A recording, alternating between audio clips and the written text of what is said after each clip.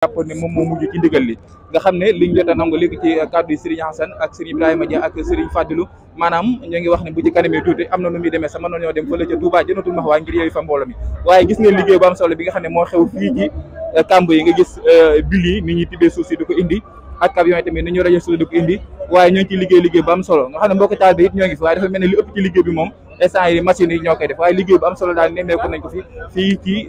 Touba kàmb ya mu nekk itam liggéey bu am solo nga xam ne tamit ginnaaw comme bi ma ko waxoon sànq may doon fukki fan ak benn ci tey nga xam ne ñoo ngi ci terrain bi saa su nekk ñoo ngi ci kawam waaw kon loolu lañ fi jot a